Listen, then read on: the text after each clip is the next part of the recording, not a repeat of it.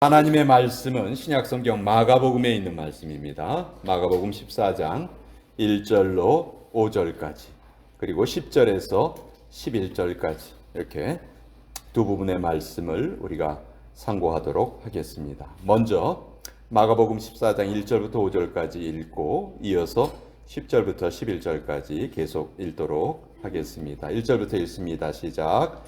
이틀을 지나면 유월절과 무교절이라 대제사장들과 서기관들이 예수를 흉계로 잡아 죽일 방도를 구하며 가로되 밀란이 날까 하노니 명절에는 하지 말자 하더라.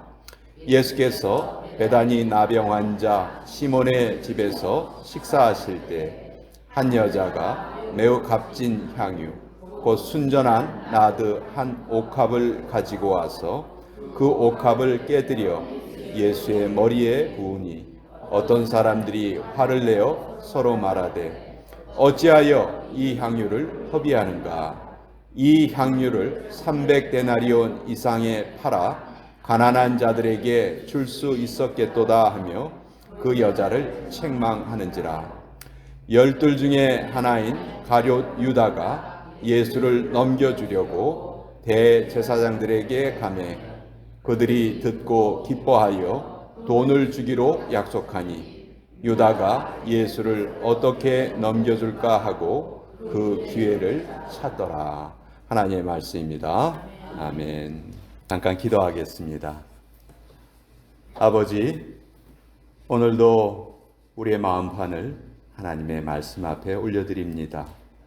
우리의 영혼이 주의 말씀으로 살아나게 하여 주시고 기름진 것으로 즐거움 얻게 하여 주옵소서. 우리의 삶이 말씀을 통하여 바뀌어가고 변화되기를 원합니다. 하나님의 백성답게 힘을 얻는 그런 시간 되게 하여 주시옵소서. 예수님의 이름으로 기도합니다. 아멘. 자, 오늘 마가복음 14장의 말씀, 예수님께서 십자가에 달리시기 바로 직전, 십자가라는 위기를 당하셨을 때 일어났던 일인데요. 십자가가 가까이 다가오니까 이제 사람들 속에 숨겨져 있던 것들이 본격적으로 드러나기 시작을 합니다. 세 가지 모습으로 드러나요. 예수님을 처음부터 대적하고 죽이기를 원했던 사람들은 이제 그것을 드러내고 그 일을 꾸미려고 합니다. 그것을 이제 실행하려고 하는 것이죠. 또 예수님을 따르기는 했지만 뭔가 예수님께 못마땅한 것이 있었던 유다도 더 이상 자기의 속을 감추지 않아요. 그리고 예수님을 팔려는 그런 생각을 드러냅니다. 그리고 실제로 예수님을 배반을 하지요. 반면 예수님을 진정으로 사랑했던 한 여인이 300데나리온이나 되는 아주 귀한 향유를 예수님의 머리에 부어요. 너무너무 비합리적인 행동이었어요. 자, 이렇게 세 가지의 각각 다른 모습이 나타납니다. 사람은 그런 말이 있잖아요. 위기가 닥쳐야 진짜 그 사람 속에 뭐가 있는지를 우리가 알 수가 있는 거죠. 자, 저와 여러분은 어떨까요? 저와 여러분은 인생의 위기가 다가올 때 뭐가 드러나게 될까요? 여러분, 유다가 처음부터 이상한 제자가 아니었어요. 예수님을 따르는 사람들이 정말 많았거든요. 근데 그 중에서 12명이 뽑혔어요. 그 뽑힌 12명 중에 한 사람이 유다였어요. 그리고 그 유다는 3년이나 예수님을 따라다닙니다. 근데 그런 유다가 예수님을 배반하는 거예요. 누가 상상이나 했겠어요? 근데 이 십자가라는 절대절명의 위기가 다가오니까 유다 안에 숨겨져 있는 그것이 드러나게 된 것이죠. 우리도 마찬가지예요. 평상시에는 우리의 본심이 드러나지 않을 때가 많습니다. 위기 앞에서 드러나는데, 근데 그때 새롭게 생기는 게 아니라는 거죠. 이미 우리 안에 담겨져 있어요. 근데 위기가 다가오면 나타나고 위기가 오기 전에는 안 나타났던 것 뿐이죠. 자, 그래서 오늘은 이 여러 사람들의 모습을 보면서 과연 내 안에 무엇이 있는가?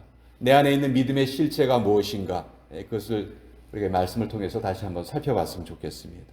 만약 그것이 바르고 옳은 것이라면 더욱더 감사해야 되겠죠. 만약 그렇지 않다면 오늘 말씀을 통해서 우리는 고침을 받고 또 새로워지는 그런 시간이 되어야 할 것입니다.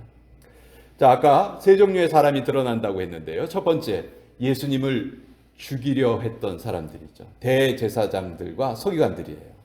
1절과 2절을 보면은 대제사장들과 서기관들이 예수를 흉계로 잡아 죽일 방도를 구해요. 그런데 이렇게 하고 싶었는데 6월절 기간이니까 수없이 많은 사람들이 지금 예루살렘에 모여 있거든요. 그러니까 밀란이 날 수가 있단 말이에요. 로마가 지금 식민지 지배를 하고 있는데 유대인들 사이에서 소동이 일어나면 이거 큰일이잖아요. 그러니까 야, 이렇게 사람 많을 때는 좀 피하자. 예. 자, 이들은 처음부터 예수님의 사역 초기부터 예수님에게 대항했던 사람들이죠. 다만 사람들의 눈치를 보느라고 사람들에게 예수님이 너무 인기가 좋으시니까 예수님을 대적하는 그런 얘기를 드러내놓고 하지를 못했던 거예요. 그런데 이제 좋은 기회가 왔다 생각하고 그것을 실천에 옮기려고 하는 것이죠. 자, 이 사람들은요, 하나님을 두려워하지 않아요. 뭘 두려워합니까? 오직 사람들의 반응만 신경을 써요. 밀란이 나지 않을까? 이게 이들의 유일한 관심이었어요. 자, 아까 우리 위기 앞에서 무엇이 드러날까 제가 질문을 했는데 그건 간단해요.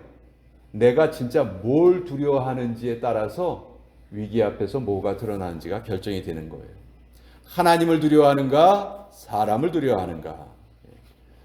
사람을 두려워하면요, 결정적인 순간이 찾아왔을 때 하나님 편에 서지 않아요. 사람 편에 섭니다. 이게 첫 번째 종류의 사람이에요. 위기가 찾아왔을 때 하나님을 두려워하지 않고 사람을 두려워해서 하나님 반대편에 서는 경우가 있다는 거죠. 두 번째는 가룟 유다예요. 사실 예수님의 12제자 중에서 어떤 면에서 보면 가장 이해하기 어려운 사람이 유다입니다. 유다는 대제사장이나 이 서기관들처럼 드러내놓고 대놓고 처음서부터 예수님을 죽이려 하지 않았어요. 십자가가 다가오기 전까지는요, 어떤 면에서는 가장 믿을 만한 제자였습니다. 그러니까 예수님께서 돈꾀를 유다에게 맡기셨거든요. 근데 이 십자가가 다가오니까 예수님을 배반하고 예수님을 은 30냥에 팔아요.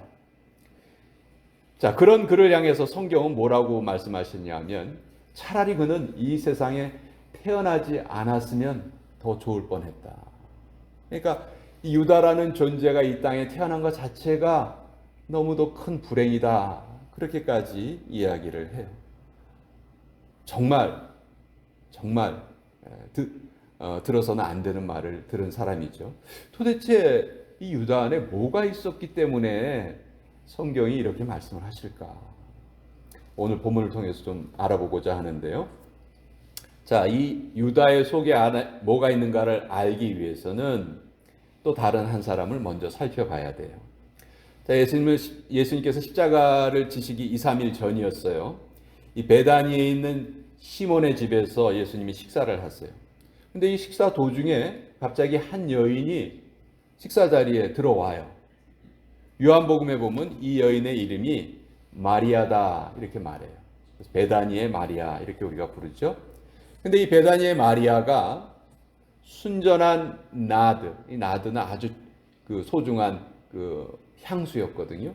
그 소중한 향수 한 옥합을 깨뜨려서 예수님의 머리에 붓고 자기 머리카락으로 예수님의 발을 닦기도 했습니다. 정말 아무도 예상하지 못한 그런 행동이었어요. 여러분, 나드 한 옥합이 300데나리온이다 말해요. 1데나리온이 노동자의 하루 품삯이거든요. 그러니까 300데나리온은 300일을 일해야 버는 돈이에요. 그러니까 쉽게 말해서 1년치 연봉이에요, 연봉. 예? 그러니까 오늘날로 치면 수만 불의 가치가 있는 거겠죠.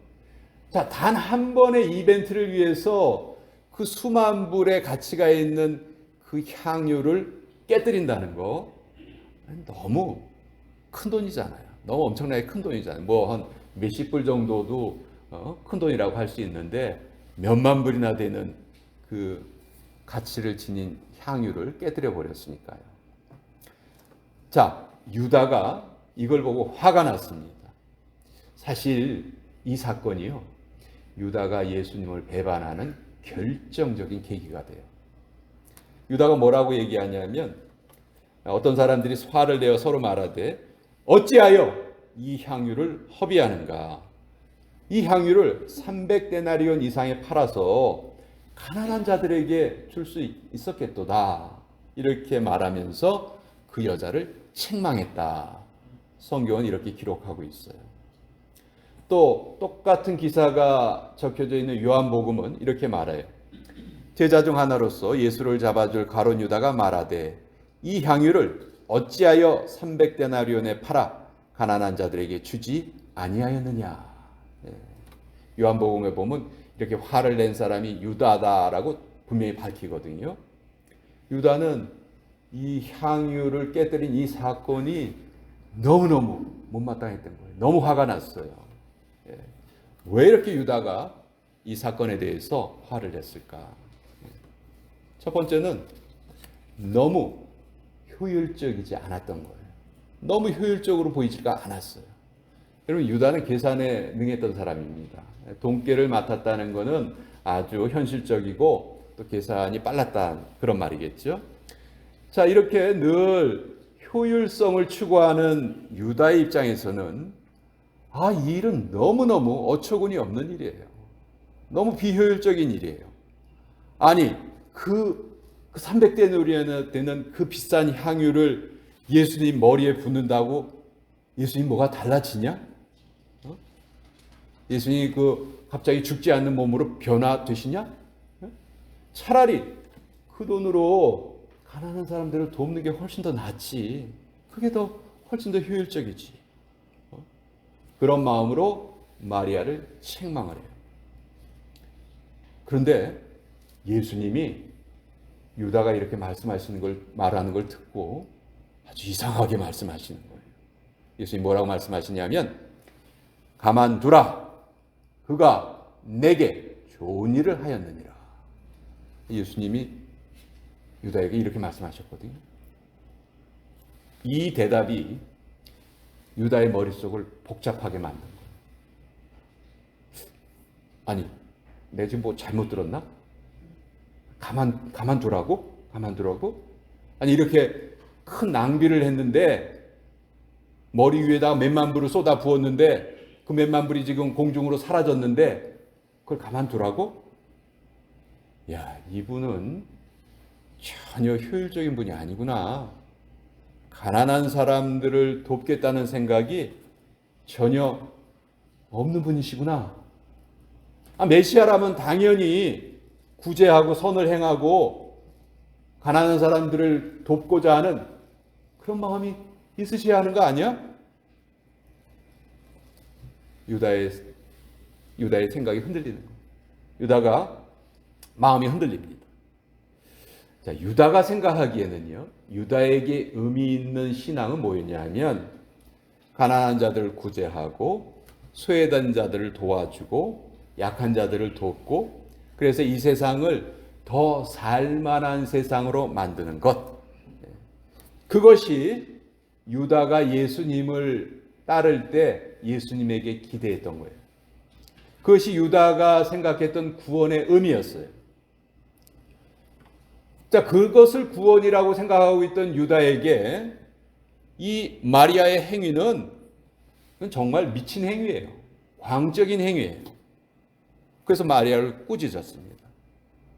물론 요한복음에 보면 유다의 또 다른 마음도 요한이 기록하고 있어요. 유다가 돈 욕심이 있었거든요. 요한복음 12장 6절에 보면 이렇게 말함은 가난한 자들을 생각함이 아니요 그는 도둑이라 돈꾀를 맞고 거기 넣는 것을 훔쳐가니라. 요한은 유다의 실체를 알고 있었어요. 그래서 요한복음에 유다의 이 모습을 기록을 합니다. 자, 문제는 예수님께서 마리아에게 잘했다 칭찬하셨다는 거예요. 마리아를 두둔하시는 거예요. 더 나아가 우리가 읽진 않았지만 9절에 보시면 온 천하 어디서든지 복음이 전파되는 곳에는 이 여자가 행한 일도 말하여 그를 기억하리라. 예수님이 하실 수 있는 칭찬 중에서는 최고의 칭찬을 이 마리아에게 하셨어요. 이것이 늘 돈 계산을 하고 합리적으로 이 세상을 살려 했고 자기가 믿고 있는 그 구원의 의미에 갇혀있던 유다에게는 예수님의 이 말씀이 너무나 비합리적인 거예요. 예수님에 대한 신뢰가 크게 흔들리게 되는 거지. 자, 그럼 마리아를 한번 생각해 봅시다. 마리아는 왜 이렇게 비합리적인 행동을 했을까? 왜 이렇게 논란이 될 만한 행동을 했을까요? 어느 날 예수님께서 아주 이상한 말씀을 하시는 거예요. 내가 곧 십자가에 달려 죽을 것이다. 예수님이 이 말씀을 하세요. 이걸 제자들에게 다 말씀하셨어요. 근데 이상한 것은 아무도 예수님이 돌아가신다는데 그것에 대해서 걱정하는 사람이 한 사람도 없어요. 마리아에게는 이게 이해할 수가 없는 거예요. 마리아에게는 예수님의 존재 자체가, 예수님이라는 그 한 분 자체가 그게 마리아의 믿음의 목표였어요. 그게 믿음의 목적이었어요. 예수님을 통해서 이 세상이 더 나은 세상이 이루어지고 어쩌고 저쩌고, 마리아 그런 거 잘 몰라요. 제자들은 예수님이 왕이 되시면 누가 우편에 앉고 누가 좌편에 앉을까 이거 가지고 싸웠거든요. 마리아는 이런 것에 전혀 관심이 없어요. 오직 마리아에게 관심이 있는 거는 예수님 그 한 분이에요. 예수님 그 자체예요. 근데 그 예수님이 십자가에서 돌아가신다는 거예요. 그러니까 마리아에게는 더 이상 이제 아무 소리가 들리지 않아요. 다른 소리가 마리아에게는 들리지 않습니다. 이것이 유다와 마리아의 결정적인 차이였어요. 마리아에게는 예수님 자체가, 예수님 한 분이 마리아가 원하는 전부였어요. 근데 그 예수님이 돌아가신다는 거예요. 그러니까 마리아가 염려가 됩니다. 잠도 오지 않아요. 계속 눈물이 나요. 더 이상한 거는 아무도 이 일에 대해서 관심을 가지지 않아요. 아무도 예수님의 죽음을 준비하는 사람이 없어요. 그렇게 열심히 예수님을 쫓아다닌다는 제자들이 전혀 다른 일만 생각하고 있어요. 마리아가 이 귀한 향유를 예수님 앞에 들고 나오기 전에 얼마나 많은 고민을 했을까요? 예수님께서 이제 돌아가신다는데 내가 뭔가 좀 해드릴 일이 없을까? 그래, 내가 가장 소중하게 생각하는 거, 내가 제일 아껴왔던 거, 그걸 드려야 되겠다. 유대 여인들에게 이 향유는요, 일종의 결혼 준비물이에요. 결혼 지참금이에요. 아주 어렸을 때서부터 자기에게 돈이 생기면 향유를 워낙 비싸니까 한꺼번에 다 사지 못하고요, 한 방울씩 사요. 그래서 그 옥합에다가 그걸 똑똑 떨어뜨려 가지고 그걸 계속 모으는 거예요. 그리고 그걸 언제 쓰냐 하면 결혼식 날 쓰는 거예요. 근데 이 마리아가 지금 300데나리온이나 되는 그 향유를 모았다는 것은 이건 평생 모은 거예요. 어려서부터 계속 모았던 거거든요. 근데 그거를 예수님께 깨뜨려서 예수님 머리에 부어드렸어요. 왜? 그것이 마리아가 이 세상을 떠나시는 예수님께 해드릴 수 있는, 자기가 해드릴 수 있는 최상의 것이었기 때문에. 유다는 자기의 신념을 이루는 수단으로 예수님을 생각했어요. 그러니까 예수님이 더 이상 자기의 신념을, 더 나은 세상을 만들고자 하는 자기의 신념을 이분이 이루어 주실 생각이 없구나, 그렇게 생각하니까 어떻게 해요? 이제 아무 소용없어, 팔아버리지 뭐. 그냥 팔면은 아까우니까 돈이라도 좀 벌자, 그래서 예수님을 은 30냥에 팔았어요. 여러분, 유다가 꿈꿨던 것들이 안 좋은 건가요? 가난한 자들을 돕다는 거 뭐가 나쁩니까? 예수님도 계속 그렇게 가르치셨거든요. 근데 왜 유다는 이 세상에 태어나지 않았으면 더 좋았겠다 그 말을 들었을까요? 유다가 꿈꿨던 것이 나쁜 게 아니에요. 그런데 문제는 유다는 예수님과 인격적인 관계를 맺고 있지 못했어요. 선을 추구하기는 했지만 그것을 자기의 힘으로 이루려 했던 것이죠. 반면에 마리아는 그렇지 않았어요. 그러니까 유다가 예수님 그 한 분보다 다른 것에 더 관심이 있었던 것에 반해서 마리아는 그렇지 않았어요. 여러분, 누구와 인격적인 관계가 맺어진다는 것은요, 그 존재하고 다른 것하고 바꾸지 않는다는 거예요. 그 존재 자체가 제일 중요한 거예요. 마리아에게 예수님은 자기의 어떤 꿈을 이루는 수단이 아니었어요. 예수님이 그냥 그 마리아의 믿음의 목표 그 자체였어요. 하나님의 아들이신 예수님, 그분을 믿고 따르는 것이 마리아에게는 가장 중요한 일이었다. 이런 인격적인 관계를 맺고 있는 사람들에게는 예수님의 말씀이 들려와요. 여러분, 예수님이 모든 제자들이 다 알아들을 수 있게 여러 번 말씀하셨습니다. 나 이제 곧 십자가에서 죽을 거다. 대제사장들이 나를 십자가에 매달 거야. 그러나 내가 죽은 다음에 3일 후에 다시 부활할 거야. 이거는 예수님이 누구에게 속닥속닥 이렇게 말씀하신 게 아니고요. 공식적으로 여러 번 많은 제자들에게 말씀하신 거예요. 그런데 오직 마리아만 예수님의 이 말씀에 반응합니다. 왜요? 마리아만 예수님과 인격적인 관계에 있었다는 거예요. 저와 여러분은 언제 예수님의 말씀을 듣게 될까요? 똑같아요. 우리도 예수님과 인격적인 관계가 맺어져 있을 때 예수님의 말씀이 우리에게 들려와요. 여러분, 우리 신앙생활하면서 하나님 말고 좋은 일에 속으면 안 돼요. 유다도 좋은 일에 속은 거예요. 선한 일이 예수님 자리를 대신 꿰어찬 거예요. 예수님이 그 자리에 계신 게 아니고 우리 인간들이 생각하는 좋은 일, 가난한 자 구제하는 일, 더 좋은 세상 만드는 일, 그것이 그 딱 자리를 잡고 있고 예수님은 그 자리에서 내친 거죠. 제자들은 예수님이 돌아가신다고 했지만 아무도 슬퍼하지도 않고 아무도 걱정하지도 않았어요. 여러분, 이건 인격적인 관계가 아니에요. 인격적인 관계가 맺어져 있다면 예수님이 기쁘시다 그러면 나도 막 기뻐요. 나도 막 흥분이 돼요. 또 내가 잘한 게 있으면 예수님께 막 자랑하고 싶어요. 저 이거 잘했어요. 저 이거 말씀대로 잘 실천했어요. 반면에 또 잘못한 것이 있다면 괜히 막 미안해서 어쩔 줄 모르고 고개를 못 들고 그러는 거죠. 여러분, 제가 오늘 이 설교를 통해서 여러분들에게 강조드리고 싶은 것은 바로 이 인격적인 관계가 믿음의 핵심이라는 거예요.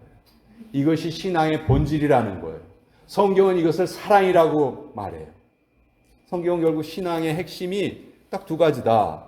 하나님 사랑하고 이웃을 사랑하라.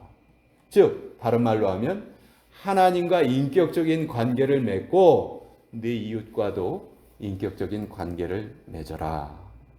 이것이 가장 중요한 두 가지다. 예수님을 수단으로 삼아서 내가 원하는 것을 이루려 했던 것.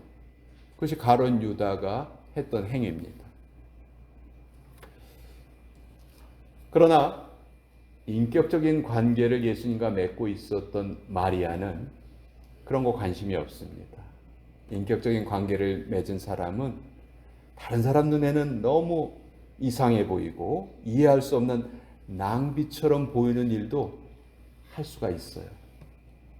왜 마리아가 옥합을 깨뜨렸냐고요? 사랑하니까.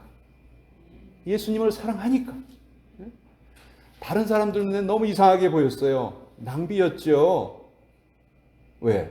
그들은 예수님과 인격적인 관계를 맺고 있지 못했기 때문이에요. 잘 생각해 보세요. 우리 주일날 우리가 이렇게 모여서 예배 드립니다. 믿음을 알지 못하는 사람들 눈으로 보면요, 우리들이 이해가 안 돼요. 야, 저 사람들도 뭐 하는 거냐, 저거? 그 사람들이 바라는 종교는 뭐냐면 선한 일을 하고 구제도 하고 봉사하고 뭐 이런 것만 생각하는 거예요. 여러분, 그거는 기독교가 아닌 다른 종교에서도 얼마든지 해요. 그건 예수님과의 인격적인 관계가 아니에요. 신앙의 본질은 우리가 하나님의 자녀로서 예수님과 인격적인 관계를 먼저 맺는 것이다. 그것이 우리 신앙의 본질이라는 거예요. 저는 이 말씀 앞에 저와 여러분들이 한번 우리의 믿음을 좀 살펴봤으면 좋겠어요. 내가 생각하는 믿음이 뭔가?